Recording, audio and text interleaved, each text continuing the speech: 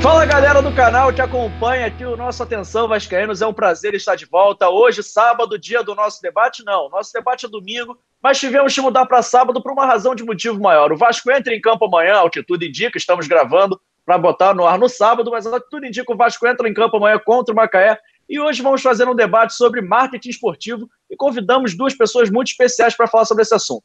Primeiro temos Fábio Monterroso, que é gerente de marketing do Vasco, e eu dou uma boa tarde especial para ele. Tudo bem, Fábio? Fala, João. Boa tarde, Flávio, Lenin. Prazer mais uma vez estar com vocês.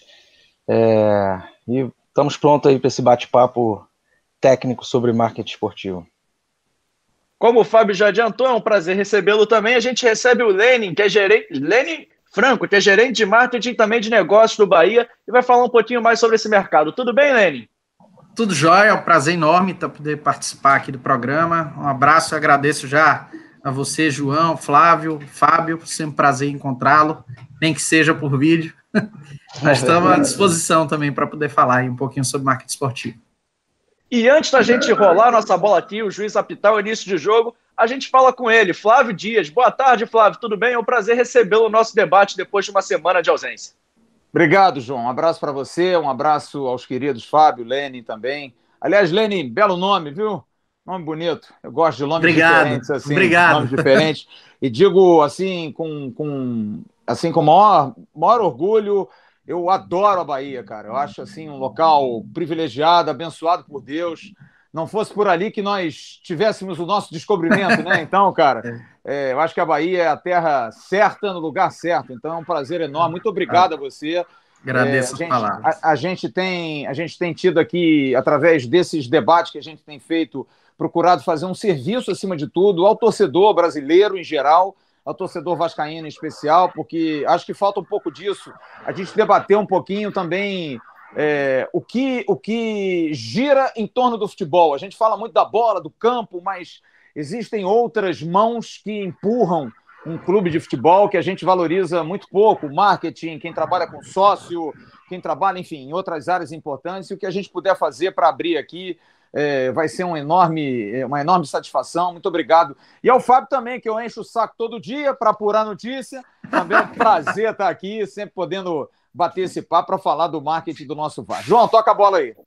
Vamos lá, Flávio. Então, já vou começar com a primeira pergunta, na verdade, o primeiro tópico da discussão, porque a gente vem acompanhando o Bahia nesses últimos anos e o Bahia tomou a vanguarda das causas sociais. O Bahia hoje se posiciona fortemente contra o racismo, contra a homofobia, também contra o machismo, e está sempre nessa vanguarda. Eu queria saber do Lenin e também do Fábio, mas primeiro do Lenin, por que o Bahia assumiu essa capa, se a gente pode falar assim, assumiu esse carimbo de ser o time que vai contra essas desigualdades, contra essas diferenças?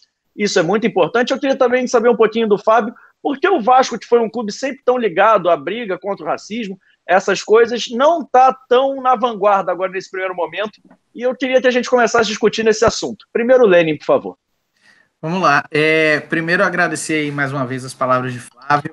Tenho certeza que todos aí serão muito bem-vindos aqui a Salvador, quando puderem vir. É um maior prazer recebê-los aqui. Tenho também um carinho muito enorme pelo Rio de Janeiro. Meu avô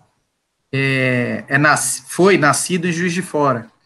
Então, mas Juiz de Fora, o povo é mais carioca do que mineiro. É o carioca do Brejo. Carioca do Brejo, que eles chamam, né? Isso. Então, assim, meu avô era torcedor do Botafogo, veio para Salvador em 1930. Ele veio para Salvador. Então, é engraçado, meu avô veio para Salvador antes do Bahia existir.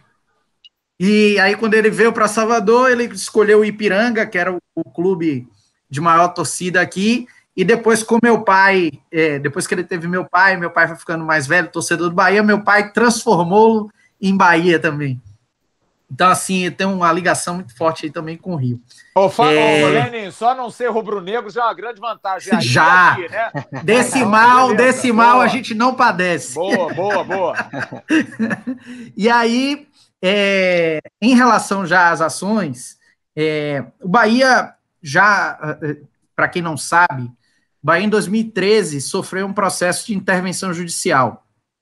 Então, o presidente foi deposto, foi nomeado um interventor judicial naquele momento pela Justiça. O interventor tinha uma função de convocar novas eleições, basicamente. Mas, naquele momento, o interventor não tinha o Bahia era contra ter sócios, né? As antigas gestões brigavam para não ter sócio. Então, o Bahia não tinha um controle nem de quantos sócios tinham. Então, ele teve que fazer um recadastramento. 600 sócios se apresentaram apenas, isso em 2013, estou falando poucos anos, e com 600 sócios ele não podia nem fazer uma nova eleição, porque o Conselho Deliberativo da época eram 300 cadeiras, e o estatuto dizia que para ter uma eleição precisaria ter 2 vezes o número de conselheiros. Então, o que é que ele teve que fazer? Ele aproveitou que tinha que ser feito algo e ele modificou o plano de sócio, que naquela época eram R$300 a joia, que aí é como se fosse a matrícula, né? Você pagar R$300 só para poder ter o direito de ser sócio, e a partir dali a mensalidade era R$40. Ele modificou o plano de sócio de 300 para R$10 e manteve a mensalidade. Naquele momento, associaram em 12 horas 7.200 pessoas. E esse volume de gente era basicamente por uma demanda histórica nossa aqui do Bahia, pela democratização do clube. A torcida do Bahia viveu 30 anos na mão do mesmo grupo político, que às vezes passava de pai para filho, enfim. Então existia uma sede por democratização no clube muito grande. E aí a gente conta que 2013 é a nossa refundação. Foi a partir dali que a gente começou a construir uma nova história para o Bahia. O Bahia numa situação muito ruim. Eu entrei exatamente nesse momento, já com o primeiro presidente eleito de maneira democrática. Então, basta dizer, a gente jogava a primeira divisão, mas o café dentro do clube, o cafezinho, se eu quisesse açúcar, eu tinha que levar de casa, porque não tinha nem açúcar no clube para comprar. Então, o nível era esse, de problema. Então, assim, a gente foi de lá para cá, se concentrando, né, em reorganizar o clube, em recuperar a credibilidade, enfim, de deixar o clube robusto. E com o passar do tempo, a gente sentiu que, já com ele organizado, a gente precisava posicioná-lo perante a sociedade. E aí, a gente vinha fazendo ações pontuais. Em 2014, por exemplo, a gente lançou uma mascote feminina que é negra, que é a Lindona do Bahia. Então, era até pouco tempo a única mascote feminina. Agora o Cruzeiro lançou uma mascote feminina e o Remo ano passado. Mas ainda é muito pouco, por exemplo. Mas é a única negra. E aí, em 2018, já na gestão de Guilherme, do presidente Guilherme Belintani, ele nos demandou a criação de um núcleo de ações afirmativas. Então, o núcleo foi para que a gente conseguisse fazer as ações, mas de maneira estruturada. O que é que eu quero dizer com isso? Não adianta, no dia da consciência negra, você fazer um post e depois passar o resto do ano sem se manifestar, para no outro ano você fazer outro post. Isso não é luta por nada. Isso, basicamente, é se comunicar para ficar, vamos dizer assim, cumprir tabela. Então, um dia que precisava estruturar para que a gente, de maneira recorrente, fizesse diversas ações. Então, o núcleo é formado por funcionários do clube. A gente tem Tiago César, que é o nosso coordenador, e Nelson Barros, que é o gerente de comunicação, que ficam mais presentes dentro do núcleo. Então, o núcleo é formado por essas pessoas e por pessoas dos movimentos sociais. Então, movimento LGBT, movimento contra o racismo, enfim, todo tipo de movimento que a gente julgue que são causas humanitárias e que mereçam que o clube faça com que a voz deles sejam ecoadas. Porque, às vezes, você tem maioria muita gente fala, né, grupo minoritário. Então, você pega na Bahia, principalmente Salvador, a população de maior parte é negra. Quase 80% da população é negra. Mas a população negra, mesmo sendo maioria, ela tem menos direito do que os outros. Então, ela se torna minoritária. Então, a gente começa a dar voz aos grupos que são minoritários de direitos, e não em número. E a partir daí a gente começa a desenvolver ações. Eu acho que o fato do Bahia fazer muitas ações e de maneira recorrente deu ao Bahia um certo protagonismo. Não era o que a gente buscava. O que a gente buscava era cumprir nosso papel social. Acabou gerando protagonismo. A gente tem algumas flexibilidades aqui, que é o fato de a estrutura hoje ser muito enxuta. Então, a gente não tem, por exemplo, diretores estatutários, vice-presidentes de diversas áreas, não existe isso no Bahia. No Bahia existe um presidente e um vice-presidente, só. Os dois são remunerados, são dedicação exclusiva, não podem exercer nenhuma função enquanto dirigentes do clube, e abaixo deles a gente tem toda a linha de gerentes. Aí eu cuidando do marketing e de negócios, tem um gerente de comunicação, um gerente para marca própria, um gerente para plano de sócio, todo mundo trabalha de maneira horizontalizada e dialogando diretamente com o presidente. Então, eu costumo dizer que lá no Bahia, a gente resolve um negócio de 10 milhões e uma ação numa conversa de WhatsApp, porque é o que basta para a gente poder colocar as coisas para acontecerem. Então, eu acho que essa agilidade também nos deu essa possibilidade de fazer muita coisa. E aí, fazendo muita coisa, acabou, obviamente, gerando destaques das ações, destaques, inclusive, até internacionais. A gente teve, no último ano, o Bahia teve 2 matérias publicadas no The Guardian, falando do Bahia, 2 no New York Times, 3 matérias no El País, todas elas falando do Bahia como instituição, e não como time de futebol, que era uma coisa muito importante para a gente. Então, eu acho que a gente conseguiu plantar uma semente e espera que isso daí, além de disseminar para outros clubes, também permaneça historicamente aqui no Bahia, porque a gente também não tem como garantir, porque no futuro outras pessoas que assumam vão ter suas decisões a serem tomadas. Fábio, agora um pouquinho mais querer saber de você sobre como é que o Vasco se posiciona nisso tudo, como é que o Vasco age, né, principalmente na questão racial, que é uma das maiores bandeiras do clube, e querer também saber se o Vasco vai expandir para outras lutas nesse primeiro momento. Bacana. Primeiro eu queria dizer que eu adoro ouvir essa história do Lênin. A primeira vez que, quando a gente se conheceu lá em São Paulo, ele me contou essa história da renovação do Bahia, como isso aconteceu. Ela veio de um fato negativo, né, que foi a corrupção de um ex-presidente, que acabou gerando um interventor, e esse interventor teve a oportunidade de readequar o clube, mudar o estatuto e transformar nessa estrutura que eu entendo que é o modelo ideal para um clube de futebol. Que assim, não é a invenção da roda, né? É o modelo de uma empresa, como funciona qualquer empresa no mundo inteiro, multinacionais de super sucesso, elas funcionam assim. Então, por que os clubes precisam ser diferentes? Perde-se muita agilidade nessa questão de organograma, de ter muitas pessoas para decidirem dos diversos assuntos. Então, eu adoro ouvir essa história, eu acho que é um case muito bacana para todos os clubes se espelharem e, de alguma maneira, tentar chegar nessa estrutura. Bom, em relação ao posicionamento do clube, acho que muito que o Lênin falou, quando você fez a pergunta lá em cima, eu já ia falar uma das coisas que o Lênin falou, não adianta você se posicionar pontualmente. Então, bom, a gente teve agora recentemente esse caso lá nos Estados Unidos, do assassinato de um negro por um policial, e alguns clubes se posicionaram, algumas empresas se posicionaram, se você se posiciona pontualmente, você está apagando incêndio, você está dando uma resposta à imprensa ou à cobrança da torcida. No caso do Vasco, o Vasco, historicamente, ele se posiciona assim. Desde a sua criação, isso está no DNA do torcedor vascaíno, está no DNA do clube. Então, me questionaram sobre isso, a gente não vai fazer uma campanha em virtude disso que aconteceu aqui. A gente não vai fazer uma campanha, o Vasco se posiciona assim durante a sua vida inteira.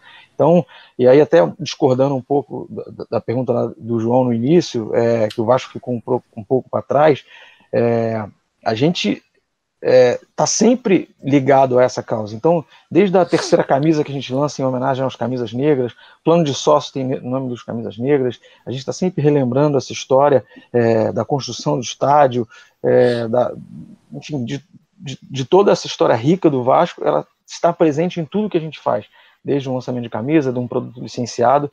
Então, esse é o trabalho que a gente vem fazendo e vai continuar fazendo. Assim. Não dar respostas pontuais ao que vem acontecendo, mas estar sempre se posicionando em todas as causas. Eu estou falando da causa do racismo, mas o Vasco, ele se posiciona sempre se posicionou como o agregador, o que recebe a todos, que está disposto a quebrar essas barreiras. Enfim, acho que esse é o posicionamento do Vasco histórico e que a gente vai continuar sempre trabalhando na nossa história. Flávio, quer fazer alguma pergunta? Na verdade, eu queria posicionar algumas coisas em relação a esse assunto e queria emendar num outro assunto, porque, primeiro, essa questão política que o Lenin colocou, cara, eu vou te falar assim, honesto e sinceramente, me dá uma dor no coração, cara. Me dá uma dor no coração, porque a gente tem uma filosofia aqui no canal, criado há 15 meses, amanhã a gente está fazendo 15 meses de vida, criado por um ídolo do Vasco, que é o Bismarck. Hoje a gente tem um outro grande ídolo agregado ao nosso trabalho, que é o Roberto Dinamite, maior jogador da história do nosso clube. Dois atletas que saíram de hostes pobres, de necessidades, e que conseguiram proliferar na vida, melhorar na vida com esforço. Então a gente vê o Bahia, que durante muitos anos foi mandado e desmandado, e eu falo porque eu entendo a posição tanto do Fábio como do Lenin, como hoje pessoas da gestão. O senhor Paulo Maracajá destruiu o Bahia durante muitos anos, e nós tivemos no Vasco uma pessoa muito igual ao senhor Paulo Maracajá, que foi o ex-presidente Eurico Miranda. Eu falo isso aqui abertamente, sem problema nenhum, porque convivi, principalmente de 2000 para cá, o Vasco parou no tempo. E a gente vê o que aconteceu no Bahia, de eleição direta, das pessoas brigarem pelos seus direitos. Tão bacana a gente ver uma joia no Bahia que custava R$300, custar R$10. Isso é emocionante, cara. Isso é bonito demais, porque quem faz a história de um clube não são os dirigentes. Quem faz a história do clube são os torcedores e os jogadores. Esses fazem. A gente discutiu ontem, né, João? Inclusive no nosso podcast, a gente fazendo um clamor para que o torcedor tenha o direito de escolher o nome do CT. O torcedor do Vasco, ele está botando R$8 milhões para fazer um CT, o mínimo que ele quer. Dá ao cara o direito de, opa, eu posso votar no nome do CT? Então eu acho que essas ações, elas precisam ser feitas, e aí eu concordo tanto com o Fábio como com o Lenin, acho isso, eu te digo que é um bálsamo para mim, porque eu tenho essa opinião. Eu acho uma hipocrisia a gente comemorar datas no país. Num país em que as datas são apenas datas, porque as pessoas, elas não proliferam, elas não perpetuam, porque a gente, viu, Lênin, o Bahia faz isso e de repente tornou-se protagonista porque é incomum o que vocês fazem. Porque se fosse comum, o Bahia não era protagonista, ele só se tornou protagonista, assim como o Vasco também é protagonista, porque não é algo comum você defender a causa negra, a causa gay. Você infelizmente vive num país hipócrita. Aliás, não é o Brasil, é uma sociedade hipócrita. Mas eu queria fazer uma pergunta a vocês sobre um outro prisma, porque quando a gente entra na faculdade, eu vim de uma faculdade de comunicação, a gente estuda marketing também, e você pensa logo como o torcedor também pensa, e aqui é a palavra leiga que eu estou trazendo do torcedor. Marketing é arrumar patrocínio. Pô, marketing, os caras têm que arrumar, o marketing tem que agir, tem que botar patrocínio na camisa para comprar jogador.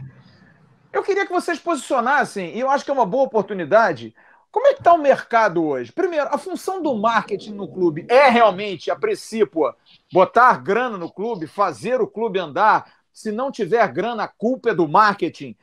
Porque não usou a imagem do jogador. Como é que vocês se posicionam nisso? E eu queria que vocês dois falassem do mercado, ainda mais a gente entrando num momento como esse de pandemia, de dificuldade financeira para todo mundo.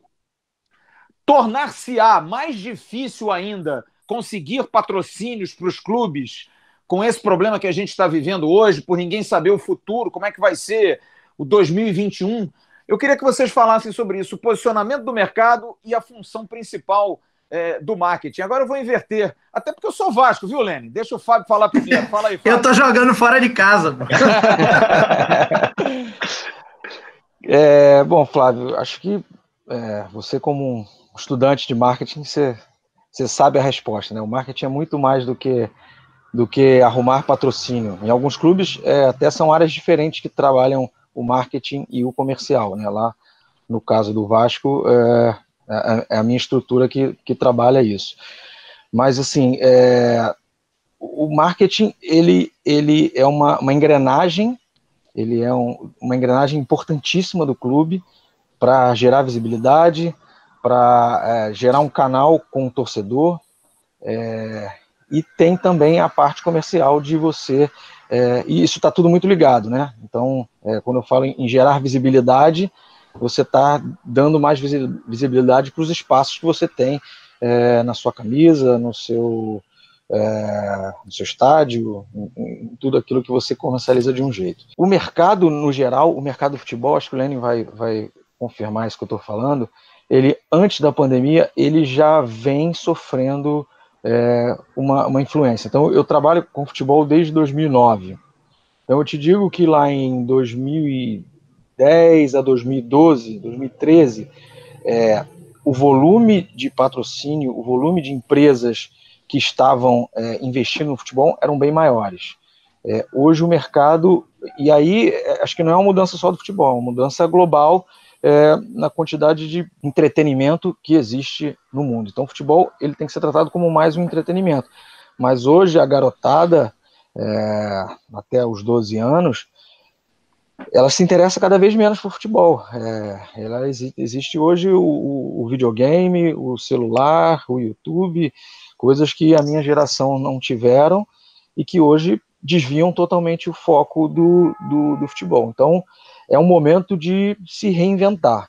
E aí, falando um pouco mais desse momento de pandemia, as coisas se complicaram muito mais. Obviamente, pela questão do momento econômico. Então, as empresas, a maioria delas não tem fluxo, não conseguem gerar fluxo nesse momento, pararam suas atividades. Então, obviamente, não tem receita para investir.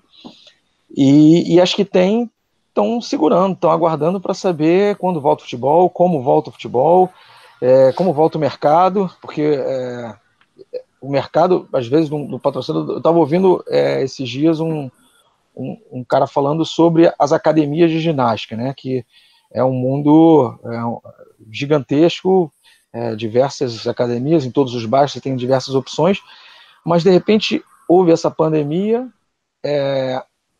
e aí as pessoas tiveram que se forçar a fazer exercício dentro de casa, sem peso, sem professor.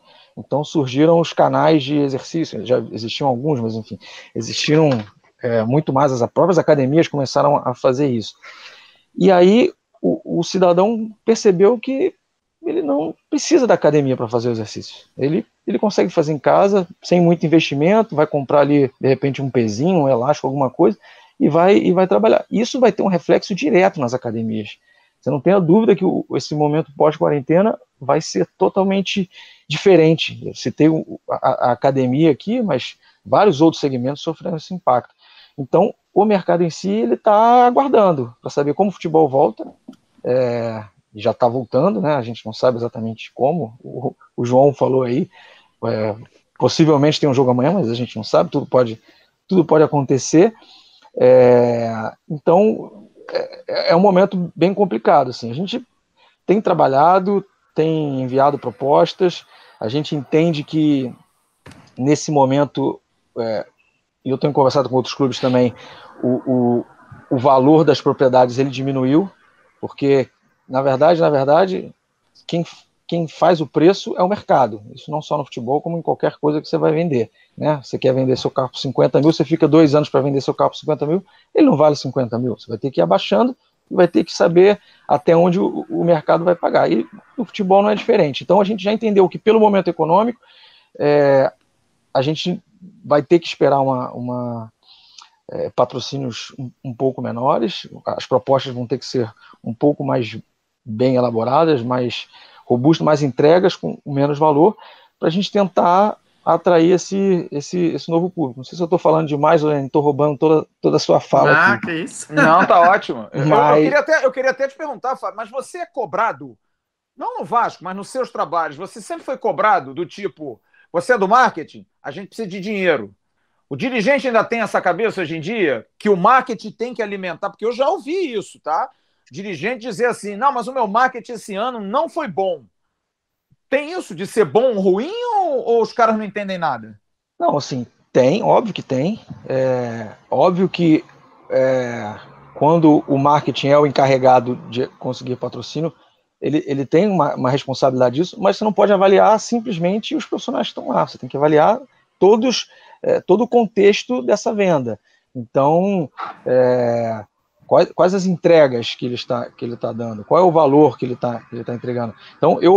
Então, nesses 10 anos eu posso falar, eu ouvi muito dirigente, não só dos clubes que eu trabalhei, mas de outros clubes, precificando em razão do adversário. O Lenny deve saber disso. Então, quanto é que o Vitória está ganhando? X, então eu quero X mais Y.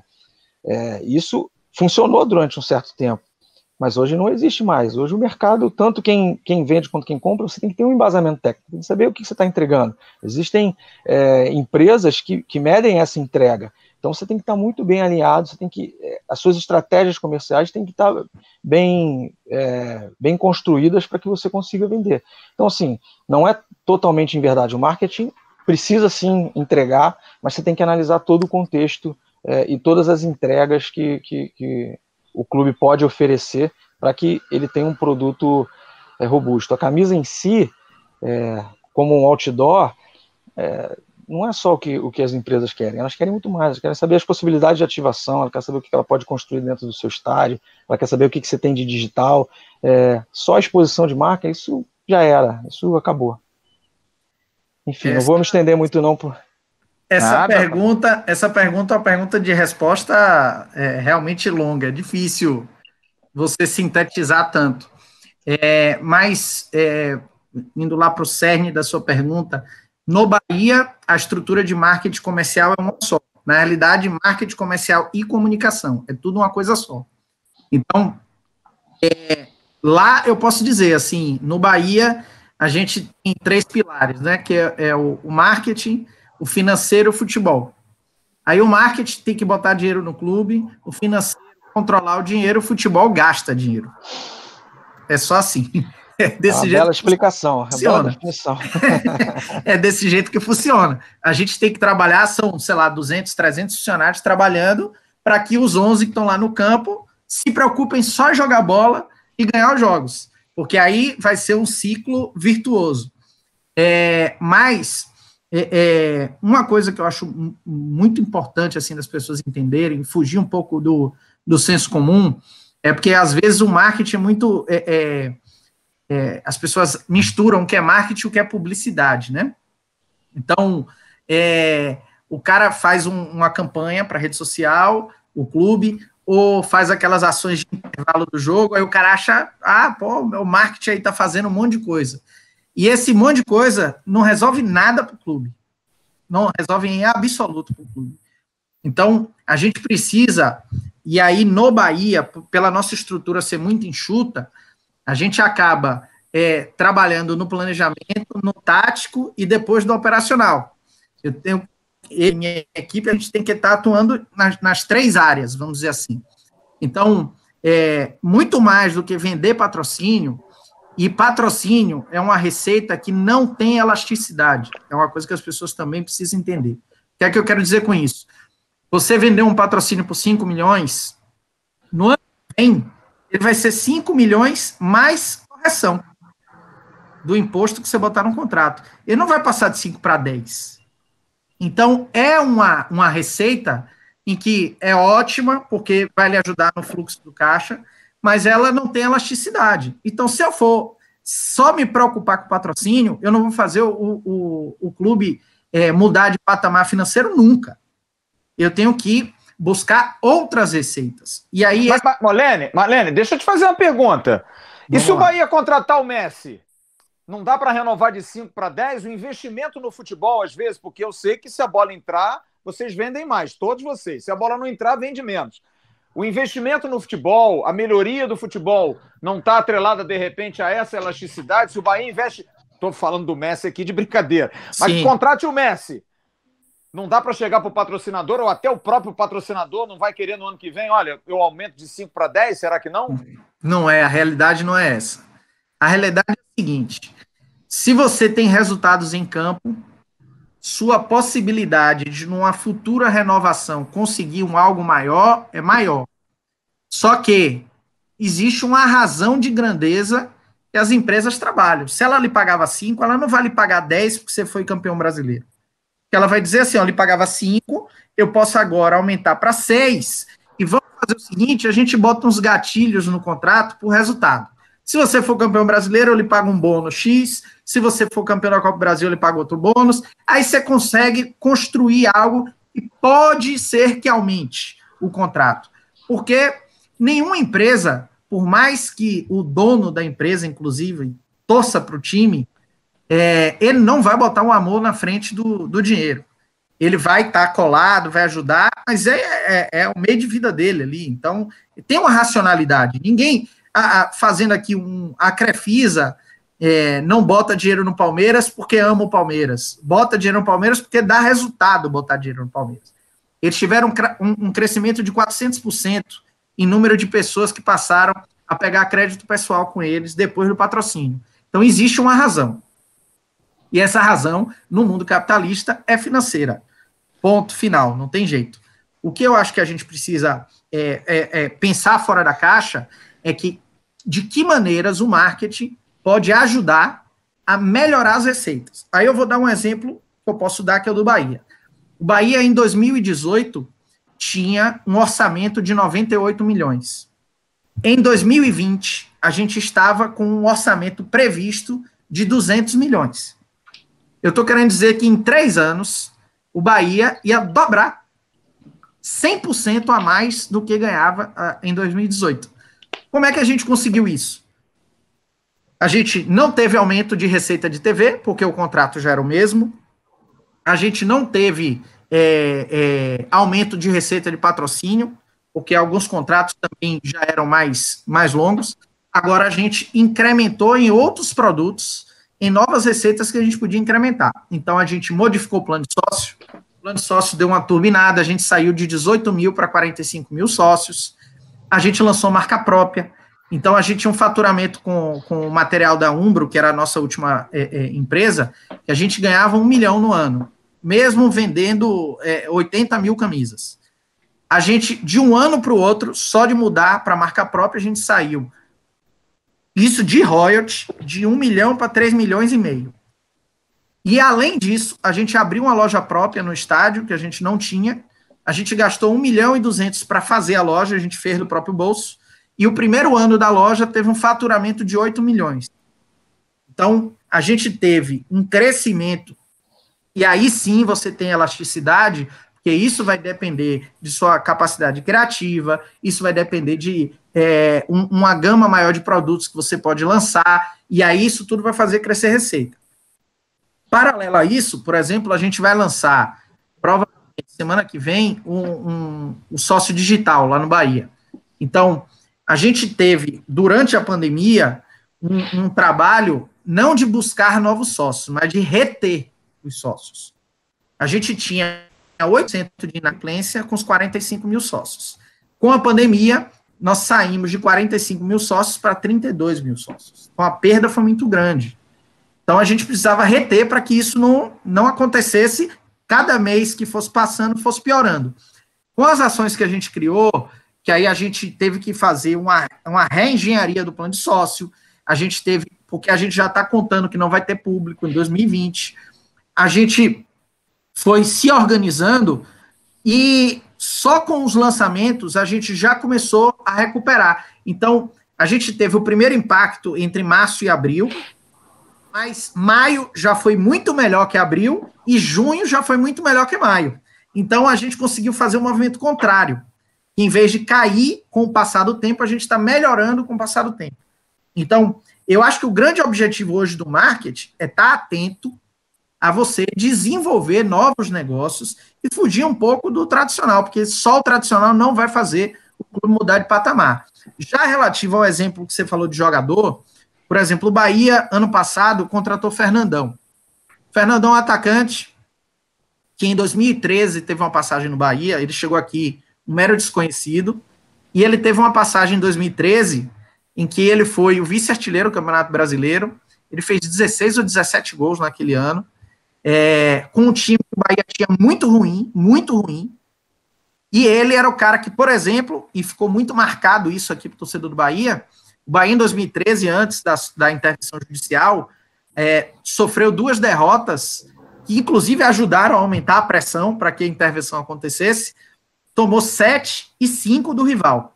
Imagine você 2 clássicos seguidos, tomar 7-3 e 5-1. E dentro de casa, os 2 jogos na Fonte Nova. Então, isso ajudou muito, inclusive, a gente fala assim, benditas goleadas. Porque as goleadas nos ajudaram a construir o que a gente tem hoje. E o presidente da época do Vitória, que é o senhor Alex Portela, até hoje ele dá entrevista, ele fala, eu me arrependo das goleadas. As goleadas acordaram a torcida do Bahia, acordaram a revolução que o Bahia passou, e hoje o Vitória está na 2ª divisão com sérios problemas, quase caiu para a 3ª divisão, e o Bahia se mantém cada ano crescendo. Então, veja bem, o Bahia teve Fernandão como um oásis no meio do deserto, ali em 2013. Fernandão saiu do Bahia, vendido para um clube menor na Turquia, que era o Bursaspor. Aí ele fez 1 ano no Bursaspor, foi artilheiro do Campeonato Turco, foi contratado pelo Fenerbahçe, e ele passou 4 temporadas no Fenerbahçe, de 4 anos no Fenerbahçe, ele foi artilheiro do Campeonato Turco 3 anos seguidos. Ele virou ídolo absoluto lá no Fenerbahçe. Só que desde que ele saiu do Bahia, ele sempre se manteve muito torcedor do Bahia. Então lá ele assistia os jogos, postava que estava vindo o jogo do Bahia de lá. Então ele virou meio que um sonho do torcedor, dele um dia poder voltar. E aí ano passado, no comecinho do ano, o presidente Guilherme me chamou, Fernandão tinha saído do Fenerbahçe e tinha ido para um clube na Arábia Saudita. Aí ele falou, poucos jogadores conseguem ficar muito tempo na Arábia Saudita. Então vamos nos preparar, porque essa primeira oportunidade que tiver, a gente faz uma proposta para ele. E ainda lhe digo, nesses 7 anos de clube, foi a primeira vez que o marketing foi decisivo para trazer um jogador. Não, isso nunca tinha acontecido, mas foi a primeira vez que a gente conseguiu se envolver nesse ponto. E aí, por uma grande infelicidade na vida de Fernandão, a esposa dele estava grávida e ela perdeu o bebê já com 9 meses. E foi um trauma muito grande, ele não queria mais ficar na Arábia Saudita, e ficou um clima muito ruim, ele queria voltar ao Brasil. Aí a gente falou, vamos conversar com ele. Aí o presidente conversou com ele e tal, só que quando o presidente chegou com os valores cabiam dentro do orçamento, mas cabiam daquele jeito assim, apertado. Aí o presidente chegou e fez assim, olha, Fernandão vindo, veja o que é que você acha que a gente agrega de receita com a chegada dele.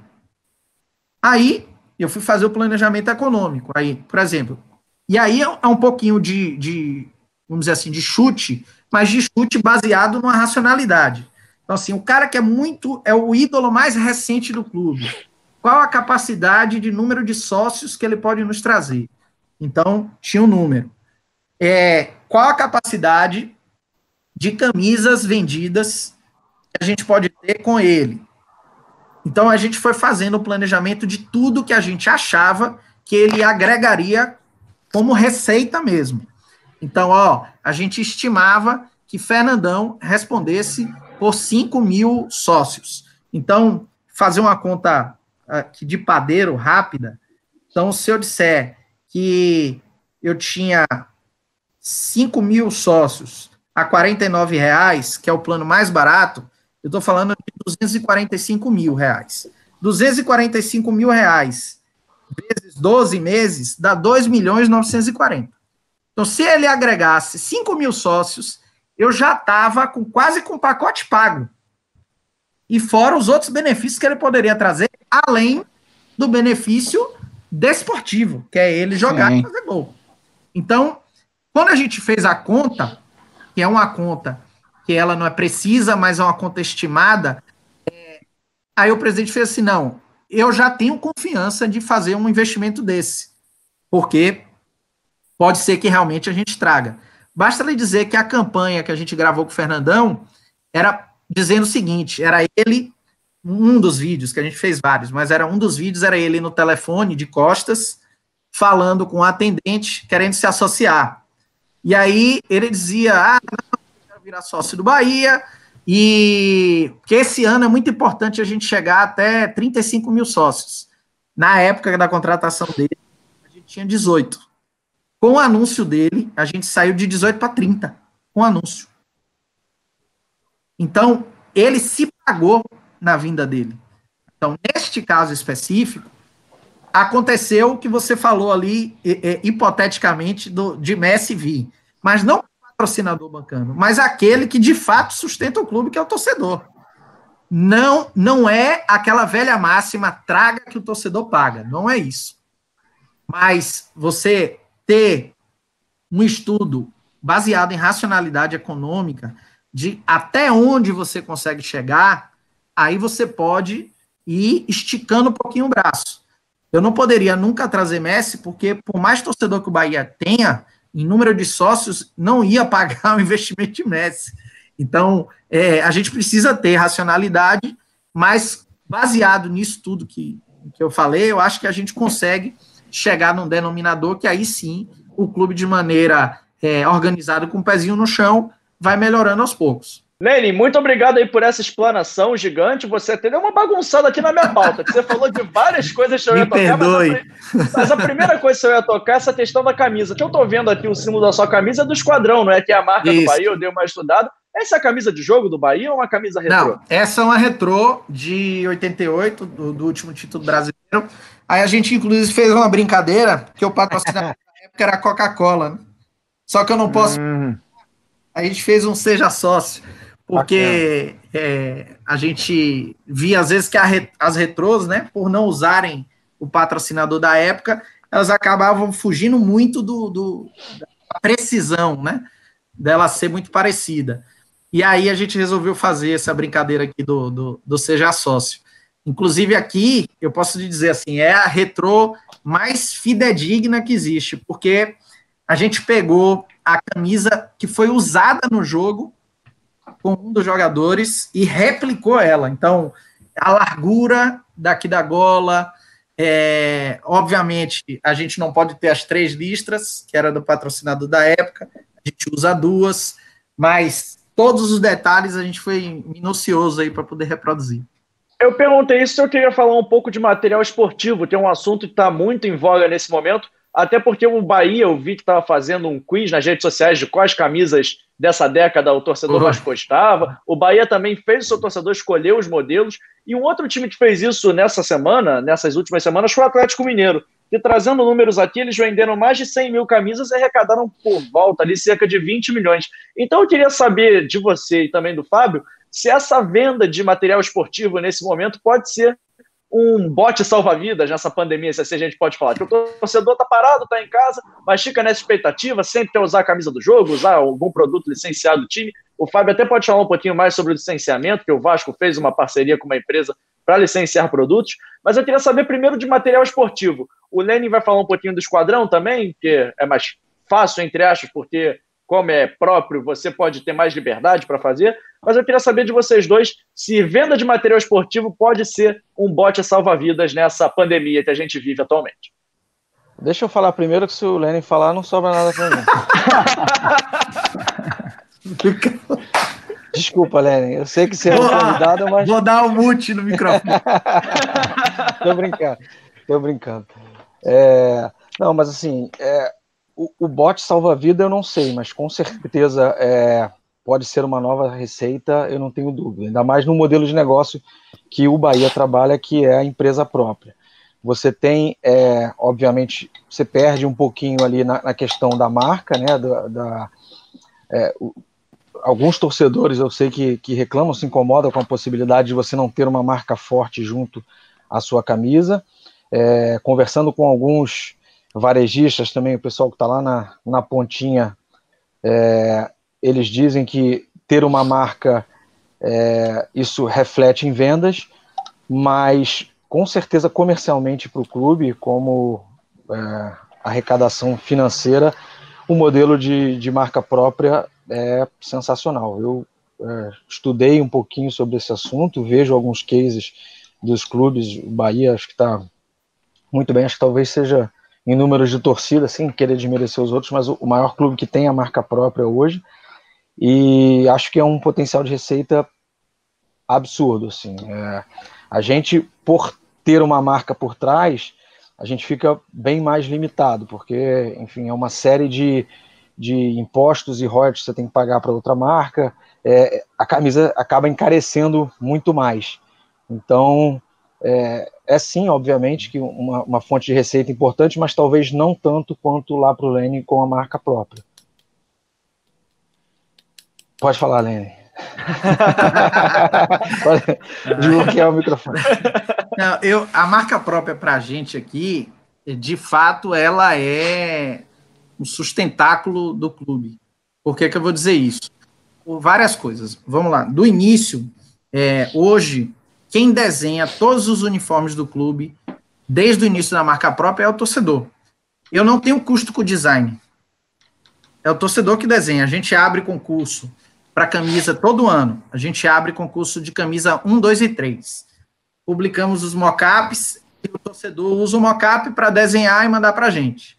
A gente recebe, normalmente, 500, 800 tipos de desenho. Então, a gente faz uma seleção interna ali que é baseada em duas coisas. Uma, nas questões de tradições que a gente tem que preservar, e a outra, de potencial comercial aliado à questão técnica de produção, porque nem sempre tudo que está desenhado dá para se fazer, então tem que ter essa análise também. E aí a gente publica as 5 melhores de cada, e aí os torcedores escolhem. Só que o que acontece? Tem muita camisa que não foi selecionada para ser camisa de jogo, mas ela vira camisa de treino, tem camisa que vira camisa de goleiro, tem camisa que vira de aquecimento, no fim das contas eu desenho a coleção inteira. Então, assim, você já tem um engajamento do torcedor que é natural, porque é a realização dele desenhar a camisa do clube e ele poder comprar ela depois. O segundo ponto é preço, que com a marca própria a gente conseguiu diminuir o preço na loja e aumentar a nossa margem. A gente tinha uma camisa que custava R$ 249 com a Umbro, e o Bahia tinha 10%. Só que 10% não é em cima de 249. 249 é o preço é o que a gente chama de PDV. O clube normalmente ganha royalty no preço em que a fábrica vende ao varejo. E normalmente que é metade disso. Porque o markup que normalmente se trabalha é 2. Então, uma camisa de arredondada em R$250, R$125, o Bahia tinha 10%. Então, o Bahia ganhava R$12 de 250. Então, a lógica está errada. Porque essa mesma camisa, se não tiver o escudo do clube, ela não vai valer R$250.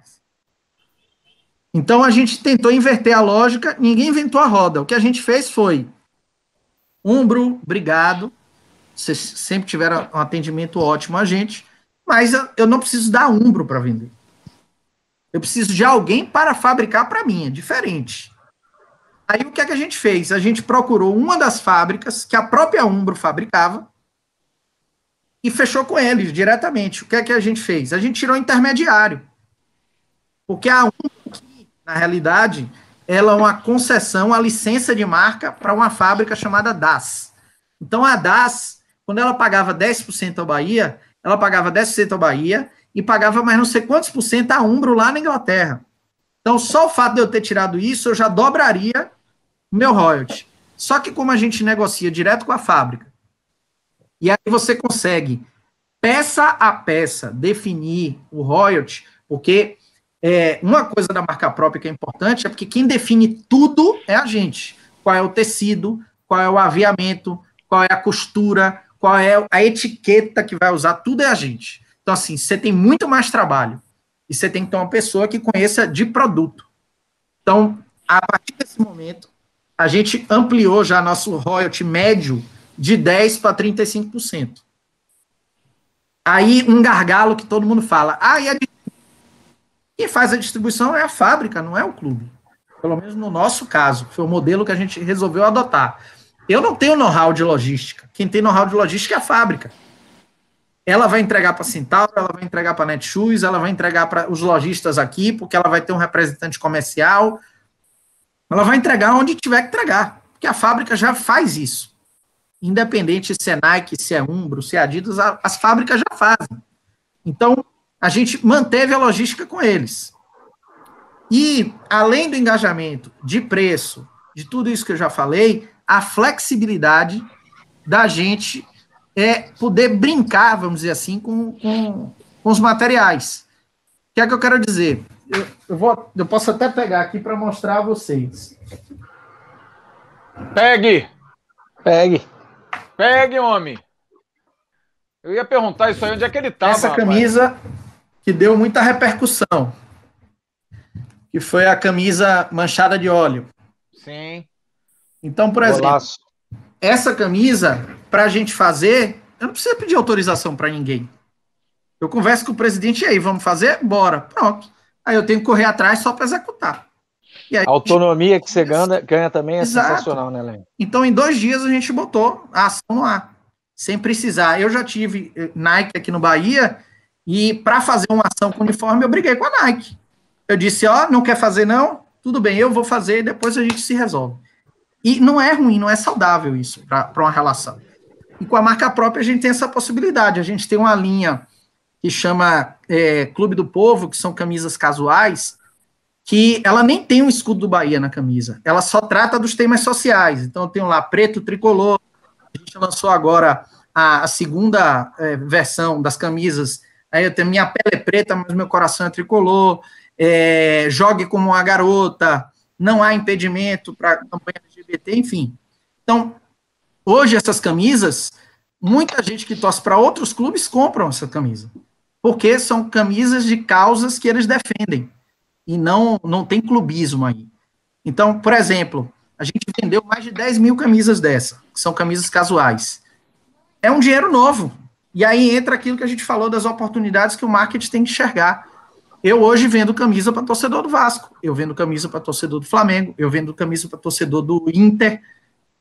É um dinheiro que eu não tinha. Então, a gente tem que estar em busca disso, e a marca própria nos propicia. Agora, uma coisa também que é legal de desmistificar é as pessoas acharem que para ter marca própria você precisa ter uma estrutura nova, com muitos funcionários. Me desculpe, é balela isso. Você vai precisar ter uma pessoa de fato focada, que entenda de produto, como eu falei, que é o cara que saiba qual é o tecido para o jogador usar em melhor transpiração, coisas mais técnicas. Você vai ter que ter uma pessoa que é responsável por estar em contato com a fábrica, né, para saber questão de entrega, de venda para o mercado, controlar royalties, e acabou. O resto, é como eu falei, bota a torcida para desenhar. Eu não tenho dúvida que a torcida desenha melhor que qualquer designer que você entregar em agência. Não tenho a menor dúvida disso. Ó, que eu tenho um designer bom pra caramba lá. Mas torcedor, ele tem a alma do clube ali, né? É verdade, então, é verdade. Ele sabe o que é bom, o que não é, o que ele gosta, o que ele não gosta. Então a gente consegue, de fato, assim, atingir um público muito maior. A gente tem algumas percepções, por exemplo, e aí a marca própria faz com que você tenha a possibilidade também, que é um aprendizado também para a gente. A gente não nasceu sabendo de marca própria. Então, por exemplo, no primeiro ano da marca, o kit infantil, que é aquele que a gente faz aqui, recém-nascido, 2 anos, 4 anos, 6 anos e 8 anos. Aí com 10 já é juvenil, mas do recém-nascido aos 8. Ele custava R$200, que é a camisa e o calção. Aí a gente ouvia, e de fato, é muito caro, R$200, um kit para um bebê. É muito caro. Esse bebê só está satisfazendo a vontade do pai e da mãe. Exatamente. Ele sabe o que é que ele está vestindo. Então, assim, a gente precisa fazer um material mais barato. Aí, quando chegou esse ano, 2019 para 2020, a gente fez, não, a gente precisa fazer um kit infantil mais barato. Hoje, nosso kit infantil é igualzinho o uniforme principal, só que aí você consegue trocar os insumos por insumos mais baratos, ele custa R$99. Então, é muito mais acessível. O torcedor, que é um torcedor de classe C, D e E, na sua predominância, consegue realizar o sonho de dar uma roupinha oficial para o filho de R$ 99,00 dividido em 10 vezes de R$ 9,90. Fora que você combate a pirataria também, né, Lênin? Combate a pirataria. Que você faz, você está de uma maneira combatendo a pirataria. Você combate a pirataria, você insere um público que tem vontade de consumir, mas em tese não poderia, porque os produtos são caros. Então você começa, inclusive, a fazer esse dinheiro entrar de novo, o dinheiro do povo. Então o povo voltou ao estádio, o povo voltou a consumir aqui no Bahia, porque a gente fez plano de sócio popular, porque a gente fez camisa popular, a gente tem uma camisa oficial de jogo, e se eu botar uma do lado da outra, você não sabe qual é a de jogo e qual é a popular. Não sabe. Elas são idênticas. E uma custa 219 e a outra custa 99. Então, esse torcedor passou a ter a possibilidade de ter material oficial do clube. Então, eu acho que a marca própria, para o Bahia, essencialmente, foi um grande pulo, assim, de um salto econômico e de posicionamento. E a marca própria nos sustenta no plano de sócio. Por quê? Porque o plano de sócio, o torcedor do Bahia, que se associou até 2018, que a gente chama de primeira geração, ele ganha a camisa oficial no plano. Então, ele completou 12 meses, ele recebe a camisa. Os torcedores de 2019, eles têm 50% de desconto para comprar a camisa. Os torcedores de 2020 têm 20% de desconto. E agora, na pandemia, toda a nossa recuperação e reajuste do plano de sócio está baseado na marca própria. Porque a gente fez descontos agressivos no site, no e-commerce, então tem 31% de desconto para comprar camisa. Quer dizer, camisa não, qualquer material do clube, ele está com 31% de desconto até dezembro desse ano. Quando virar o ano, em 2021, ele vai ter 20% de desconto. Mas se você morar fora de Salvador ou região metropolitana, você vai manter os 31% de desconto até dezembro de 2021. Então, 31% de desconto é um desconto agressivo para você comprar uma camisa de futebol. E o sócio, no lançamento da camisa, ele vai ter 10 dias para ele comprar com 50% de desconto também. Além disso, a gente consegue fazer uma camisa própria para o sócio, que a gente, aqui, ano passado, em 2018, quando a gente lançou a marca própria, o torcedor, o sócio escolhia entre a camisa 1 ou 2. Aí, quando chegou para 2020, a gente resolveu fazer o seguinte, em vez de dar a oportunidade de ser a camisa 1 e 2, o sócio vai ter uma camisa exclusiva dele, que não é vendida, o clube vai jogar, vai ser o nosso terceiro uniforme, e que não vai ser vendido. Só o sócio tem essa camisa, para ela ser mais exclusiva ainda. Então, o torcedor vai receber a camisa exclusiva, que foi desenhada também por um torcedor. Então, veja que a marca própria, ela nos dá sustentabilidade para o plano de sócio. O plano de sócio é mais robusto, faz com que eu tenha mais sócios, e isso vai uma coisa retroalimentando a outra.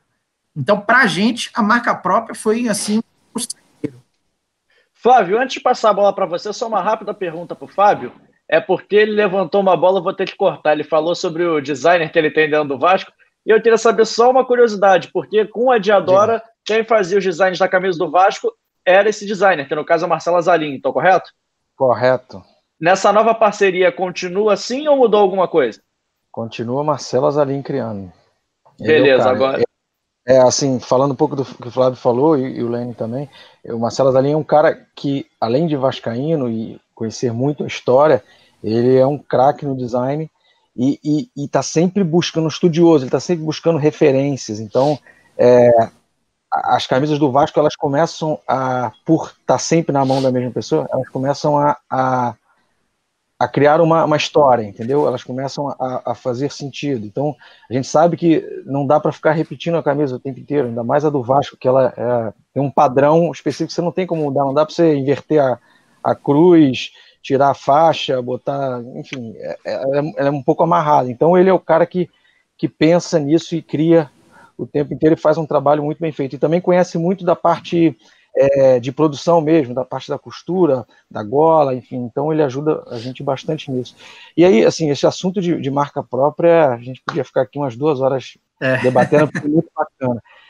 Eu não sei se existe essa possibilidade, mas eu fiquei com a curiosidade de saber qual a opinião do torcedor vascaíno em relação à marca própria. Eu já recebo alguns feedbacks, mas eu não sei se é possível a gente fazer uma enquete, de repente, alguma Podemos fazer, podemos. Um dia porque a gente pode. Eu acho que dá pra gente fazer, sim, ué. Até pedir se a gente nos não comentários. Exatamente, eu faço agora. Se a gente não faz uma enquete, nos comentários já dá para ter pelo menos um termômetro. Você que chegou até aqui, comenta se você é a favor ou contra a marca própria, justifique sua resposta se possível, mas participe aí para ajudar o Fábio, que é muito importante. Importante, claro que é. Verdade. Muito importante. A opinião do torcedor é sempre fundamental nessas causas, né? Flavinho, nosso horário está chegando um pouco apertado já, mas eu te passo a bola para você fazer uma última pergunta e eu encerro as perguntas, pode ser? Pode. Eu queria só fazer uma pergunta, que é uma pergunta assim, que a gente sempre tem que trazer, porque a gente compara o marketing no Brasil e a gente leva um pouco da dor no coração de não ser igual, por exemplo, como é um marketing numa NBA, numa Champions League, em clubes europeus.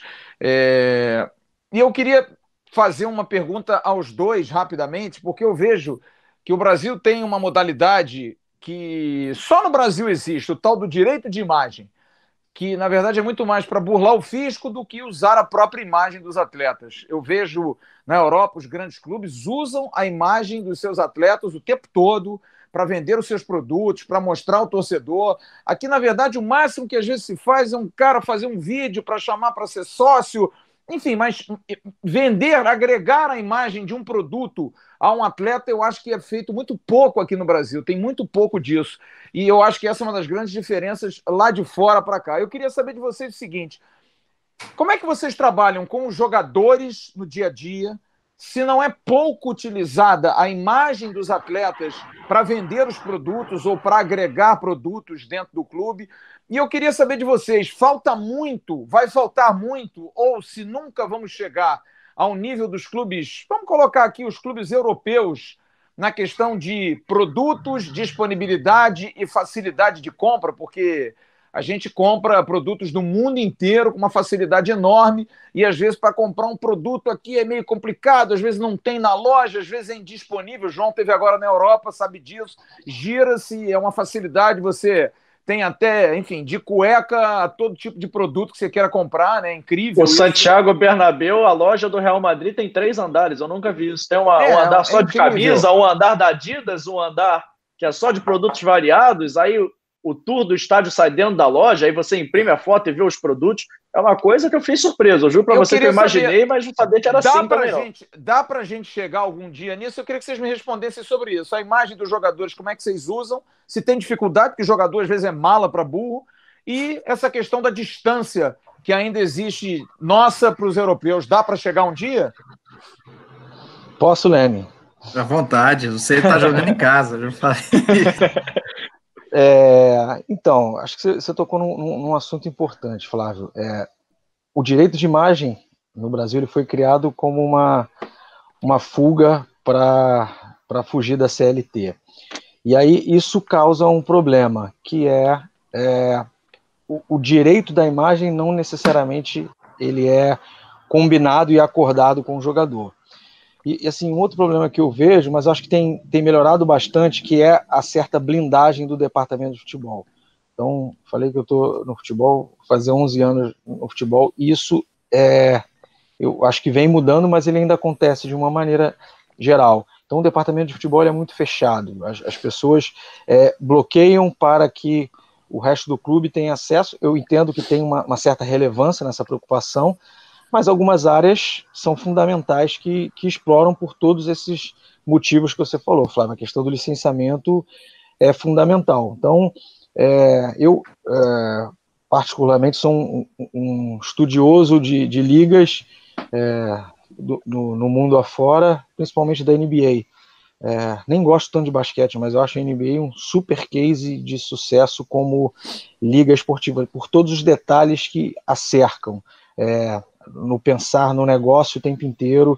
Então o jogo é mudado em virtude do negócio, né? As regras do jogo são mudadas e são adaptadas em virtude do que o público quer ver, que no final é o que deveria ser o fim comum de todos os clubes, de todas as ligas.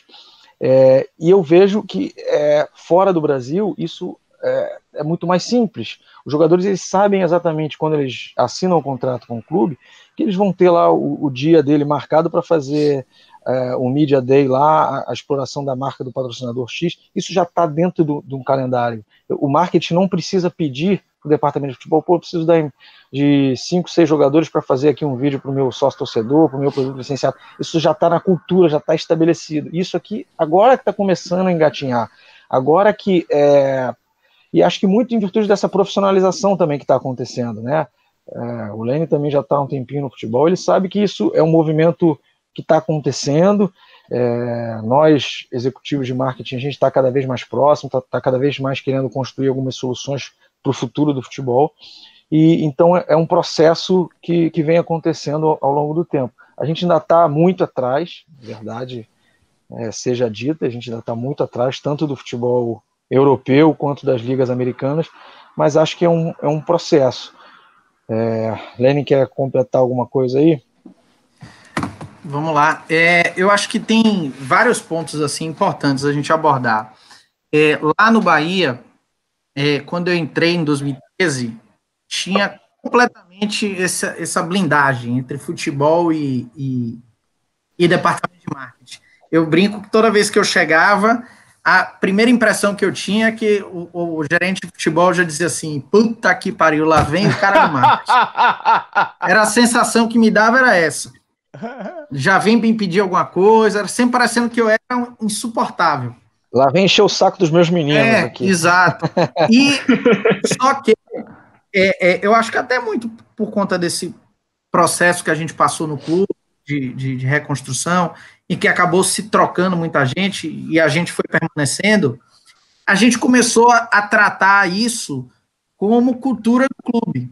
Então, quando chega um jogador, o jogador senta com a gente e aí ele vai saber foto que ele tem que tirar, gif que ele tem que gravar, vídeo que ele vai ter que fazer, ação que ele vai ter que fazer.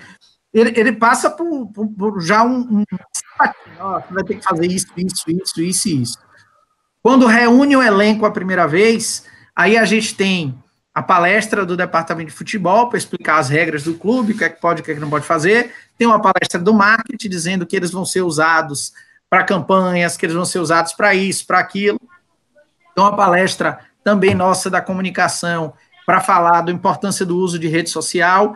Então, a gente foi meio que aculturando o jogador. Então, quando eles chegam no Bahia, eles já sabem. E eles vão ter que ser usados para um monte de coisa. Então, a gente foi melhorando.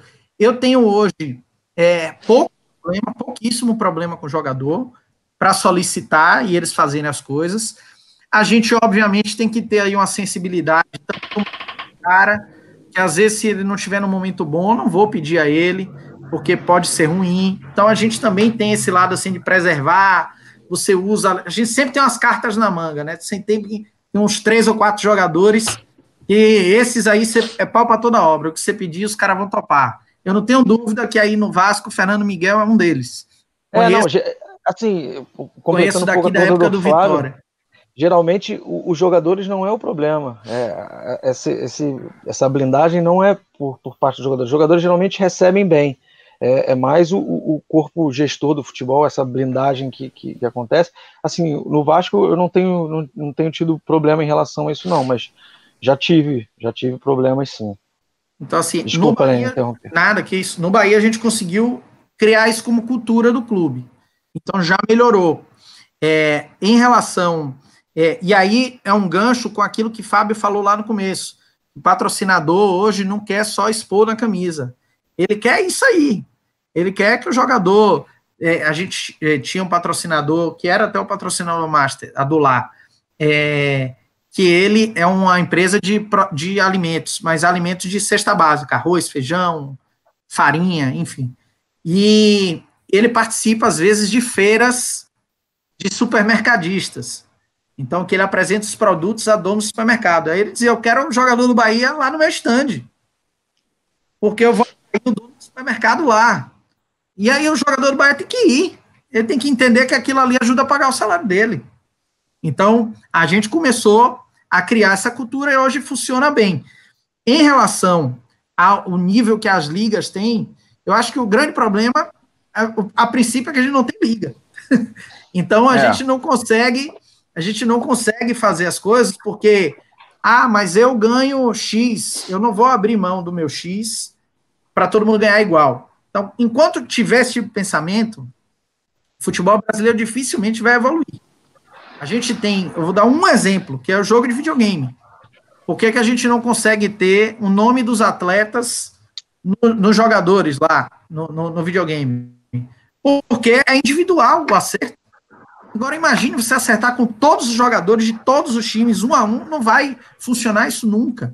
Então, se não tiver um projeto de organização em que você, de fato, venda as coisas em conjunto, de maneira... é sempre bom a gente...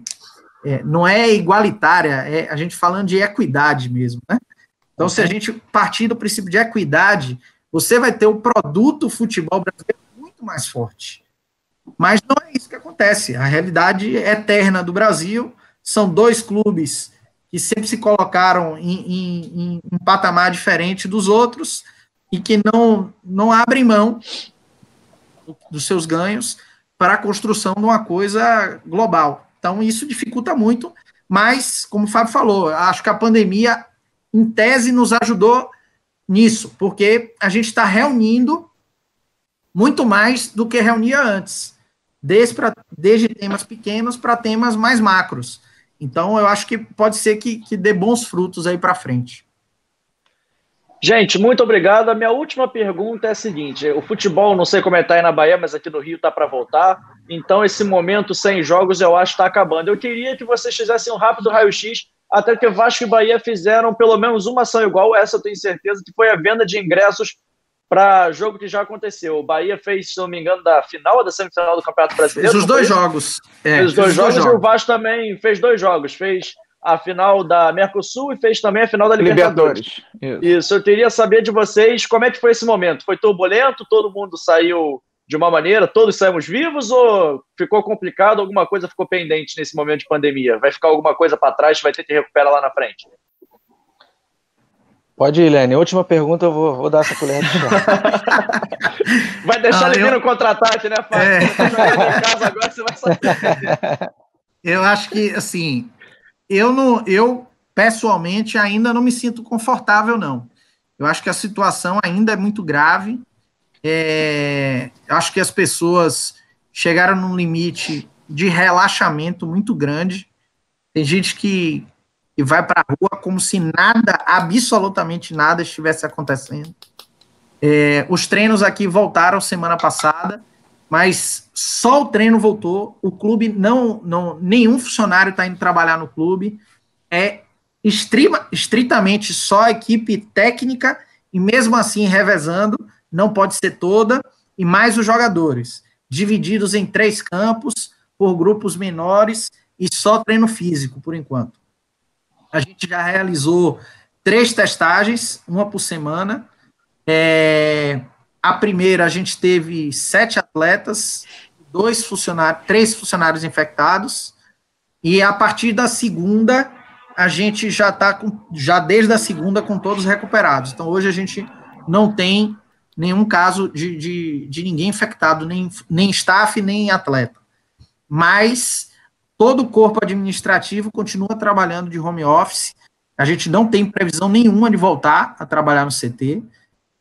Existe um protocolo aí bem rígido de jogador já chegar vestido, não usa vestiário, treina, entra no carro, volta para casa, então ele vai sem tomar banho. Enfim, tem vários critérios aí sendo adotados. Eu acho que a gente tem que ter muito cuidado. O jogo de futebol saiu agora, enquanto a gente estava falando, eu recebi aqui uma nota da CBF aí já dizendo que em agosto, possivelmente, já no começo de agosto, voltem. 8 e 9, né? Eu acredito que se já está sendo calculado o Brasileirão começar em agosto, aqui no nosso caso, Campeonato do Nordeste e talvez estadual, que eu não sei se vai voltar ou não, já seja em julho. até para dar tempo de uma competição para outra. Então, eu confesso que eu, particularmente, ainda me sinto apreensivo. Não me sinto confortável ainda, porque os índices ainda estão muito grandes. Fora que o Brasil é tão grande que cada estado tem uma realidade diferente. Então, aqui, hoje eu li a entrevista do governador, que tanto o governador como o prefeito aqui, que tem partidos completamente diferentes, o governador é do PT, o prefeito é do DEM, mas eles atuaram os dois de forma brilhante aqui na tentativa, né, de controle. O controle fugiu um pouquinho porque a população mesmo que começou um pouquinho a largar, como a gente fala. Mas hoje ele estava falando que agora o tal achatamento que todo mundo fala, na Bahia chegou. Então, significa que cada dia a gente está tendo mais curados do que infectados e o número de mortes tem diminuído. Então, já acho que uma semana ou duas que os números estão no mesmo padrão. Não cresce e está diminuindo bem devagar. Então, ele acredita que com isso, se a gente mantiver um controle, rapidamente a gente vai começar a evoluir no processo. Mas isso é a realidade daqui, né? Em outro estado já é diferente. Mas o marketing aí do Bahia saiu bem da pandemia? Saiu melhor que o esperado? Pior? Como é que vocês esperavam? Quando chegou esse momento difícil, ficou sem jogos, vocês achavam que ia sair da maneira que saíram? Pior? Melhorou um pouquinho? Como é que foi aí para vocês? O baque é grande, né? A gente, como eu falei, de março para abril, a gente teve um impacto só das receitas que a gente gera de quase 10 milhões. Então, não é de dizer assim, superamos bravamente, somos gênios e conseguimos superar. Não, a gente chorou bastante com o que aconteceu, o impacto ainda existe, a gente vem melhorando, mas continua absorvendo porrada atrás de porrada. Então, eu acho que a gente tem uma vantagem, a gente, antes da pandemia, estava mais organizado, a gente conseguiu rapidamente se achar no meio da confusão. Então, uma das coisas que a gente, comemora muito é o fato de já ter passado por esses 3 meses de pandemia sem precisar demitir nenhum funcionário. Então, isso para a gente é muito importante. A gente teve os cortes de salário, mas os cortes de salário também foram programados de acordo com faixas salariais. Os funcionários que ganham até um salário mínimo e meio não tiveram corte nenhum, recebem o salário de maneira integral, e aí esse corte vai subindo à medida que o salário é maior. O próprio presidente cortou o salário dele integral, 100%, e quando terminar a pandemia, ele vai ficar até o final do ano com 25% a menos do salário. Então, a gente foi fazendo de uma maneira que conseguiu ali equilibrar, mesmo no aperto. Hoje, basicamente, o dinheiro que entra no Bahia, a prioridade é paga salário. Depois, vai pagando os fornecedores à medida que dá. Entendi. Fábio, situação do Vasco, você pode contar um pouquinho para a gente? O que você pode falar? Acho que é muito na linha do que o Lenin falou, assim, não tem nada para comemorar, na verdade. A gente, como o marketing pensa a estratégia, a gente pensa um calendário ao longo do ano de ações, ativações, o que a gente vai fazer, de repente a gente teve que pegar, jogar no lixo e falar, e agora o que a gente vai fazer? Porque tudo mudou. E assim, diferente de você ter um plano B, que você sabe que a partir desse momento mudou, agora você vai seguir dessa linha. A gente não tinha essas respostas, na verdade a gente ainda não tem, agora está começando a se iluminar um caminho de volta, mas você tinha que construir soluções em cima de pontos de interrogações. Então, lançamento de uniforme, por exemplo, foi um fator importante nisso. As fábricas pararam e a gente falou, e agora? Como é que vai ser isso aqui? Quando voltam? Não sei. Quando é que vai ser o lançamento? Não sei, porque eu não sei quando volta a produzir. E a produção, não é simplesmente retornou, os funcionários podem voltar, liga a máquina, começa a produzir. Tem uma série de insumos, de matérias-primas que você precisa de outras empresas que precisam também. De repente um estado voltou, o outro não voltou. Enfim, você tem que se reinventar, você tem que arregaçar a manga e começar a trabalhar, e todo dia os cenários vão mudando. Então, assim, também o que o Lenin falou, a gente lá no marketing conseguiu não perder funcionários, pelo contrário, a gente conseguiu a contratação de 2 pessoas, porque até um pouco o Flávio sofre comigo. O Flávio me manda mensagem, eu vou conseguir responder ele no final do dia, lá na hora que eu começo a conseguir ler e-mails e tal, porque é demanda atrás de demanda. Nosso departamento ele teve um boom de demanda, em virtude de ser basicamente o único departamento do clube que pode falar com a torcida, que pode tentar acionar patrocinador, que pode tentar melhorar uma relação, criar uma nova entrega. Então a gente teve realmente esse boom. E aí o bacana disso tudo é ver como a gente conseguiu se reinventar, como as pessoas conseguiram entregar, mesmo em casa, né?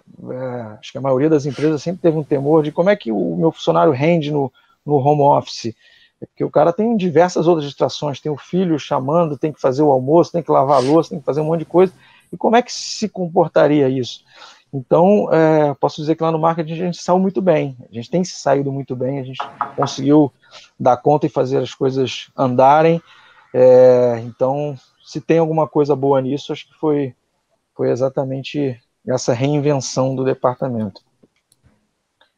Beleza. Flávio, então agora a gente já chegou na reta final aqui. Eu quero só que você deixe uma mensagem final ao torcedor que acompanhou a gente até o final desse debate e também aos nossos convidados que deram um show hoje aqui falando sobre esse assunto. Legal, João. Eu queria agradecer imensamente ao torcedor, ao assinante do canal. Mais uma vez, o nosso intuito foi alcançado, da gente poder explicar mais uma área. A gente vai procurar fazer isso sempre, das mais diversas áreas, analisar para que o torcedor entenda. E eu queria dizer uma coisa breve, tanto para o Fábio como para o Lenin. E vou ser bastante, assim, muito direto. Para o Fábio, eu desejo boa sorte. E para o Lenin eu desejo... Aliás, não desejo, eu dou meus parabéns. Só isso, porque o Bahia eu acho que é uma realidade. Eu dou parabéns pelo trabalho que o Bahia faz. E ao Vasco a gente deseja boa sorte, porque é um trabalho a ser feito. O Vasco precisa de muita coisa para chegar ao tamanho que ele merece. É um clube nacional. O Bahia também o é, mas o Vasco é um clube com mais pujança, com mais torcedores e que precisa aprender a lidar com a sua marca. Eu acho que o Vasco tem uma marca gigantesca, uma história linda que precisa ser muito bem explorada, precisa ser muito bem tratada. Então eu desejo ao Fábio boa sorte, siga o caminho e além eu digo parabéns e que vocês consigam aí continuar com esse modus operandi que é tão bacana, é tão bonito. A gente vê um clube do tamanho do Bahia, da força do Bahia, a maior torcida do Nordeste, sem dúvida alguma, que possa continuar dando exemplos para a nossa sociedade tão destruída de conceitos, mas que se identifica muito com o que vocês têm feito. Parabéns aos dois, mas muito mais ao Leme. Fábio, não vou te dar parabéns não, porque você está começando. Boa sorte, meu irmão. Boa sorte. Conte com a gente aqui sempre. Gente, beleza. Eu quero agradecer muito a vocês dois. Primeiro, o Fábio, que vai dar o destaque final dele agora. Fábio, muito obrigado por ter atendido a gente, por ter dado um pouquinho do seu tempo tão escasso para atender a gente aqui do canal. A gente fica muito grato. Seu destaque final, pode rebater o que o Flávio disse, também deixar uma mensagem ao torcedor, por favor. Não vou rebater o que o Flávio disse, não. Agradeço o convite. Não, dizer que entendo, assim, realmente o Vasco ele precisa evoluir muito e a gente tem essa noção e tem trabalhado muito para isso. Assim, o que não falta é trabalho, a gente pode deixar isso muito claro para o torcedor.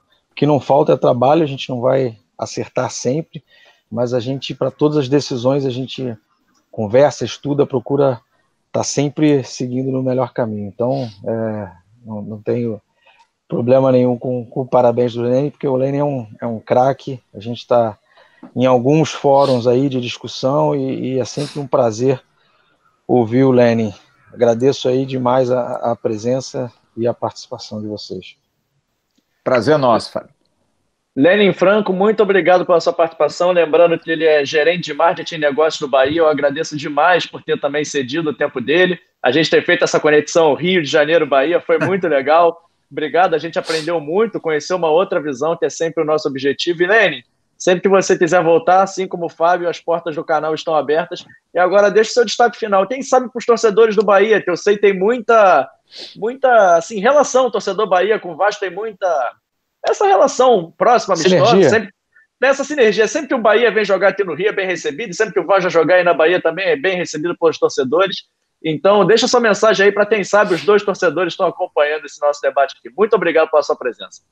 Eu que agradeço o convite, mais uma vez, prazer poder sempre falar aqui com o Fábio, um cara que eu gosto de graça no futebol, e, assim, desejar boa sorte a vocês todos, tanto o Fábio no trabalho dele diário lá no Vasco, a vocês também com o canal. Eu acho que o fato de vocês se organizarem como canal, um canal de torcedor, mas que trata de coisas sérias, não só de que a gente fala de boleiragem, né, só do campo e bola, mas que tenta trazer para o torcedor a consciência da importância de tudo que envolve um clube de futebol, é importantíssimo. Eu tive um caminho desse também, eu vim da arquibancada até chegar no clube, passei também por internet, então, assim, me identifico muito com esse tipo de trabalho de vocês. Estou aqui à disposição sempre que precisarem, e podem contar comigo aí para qualquer discussão, qualquer coisa que eu possa ajudar, estou aqui para colaborar, e obrigado. Cuidado com o Dendê, hein? Cuidado com o Dendê, pô. Muito obrigado. Eu tenho sangue no Dendê. É moleza para ele. Ruim é pra gente, vai lá e comer. Lenin, Fábio, muito obrigado. Flávio, obrigado pela companhia de sempre. A gente fica por aqui, mas antes, lembrando que hoje, sábado, era o dia do nosso podcast. Para você não ficar órfão dele, a gente botou ele lá no Spotify, a gente fez um podcast especial, exclusivo essa semana no Spotify. A gente recebeu o Cláudio Amaral e também o Marcelo Guimarães do Yahoo. A gente bateu um papo muito legal, falou sobre a questão do CT, falou sobre a volta do futebol. E por falar em volta do futebol, amanhã, ao que tudo indica, o Vasco joga e a nossa jornada começa aqui 3h15, 45 minutos antes da bola rolar. Flávio Dias, eu e Emerson Rocha estaremos ao vivo. Saudade do Vasco, rapaz. Saudade do Vasco. Que saudade. A gente vai estar ao vivo. Tem um tempo antes e um tempo no pós-jogo, é isso mesmo. São 4 tempos aqui no Atenção Vascaínos. Você vai ter muita informação, muita opinião e muita resenha. A gente vai tratar dessa volta ao futebol e a volta do gigante aos campos amanhã, 3h15, não perca, domingão, live com a gente aqui no nosso pré-jogo. Galera, a gente fica por aqui. Eu lembro sempre que você se inscreve no canal, ativa o sininho, também curte esse vídeo para ajudar a gente e curte as nossas redes sociais, @Vascaínos no Facebook, no Instagram e também lá no Twitter. Forte abraço para vocês e até amanhã no nosso pré-jogo, na nossa jornada de domingo. Tchau, tchau!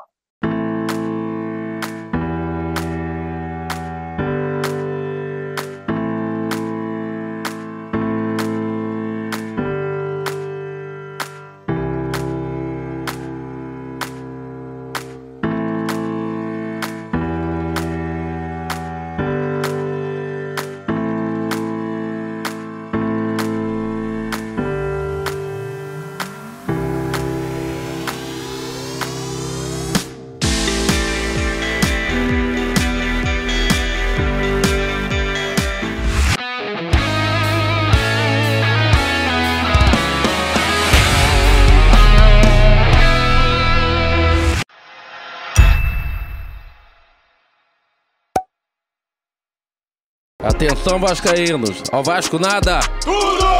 Então como é que é? Casaca, casaca, casaca, casaca, casaca.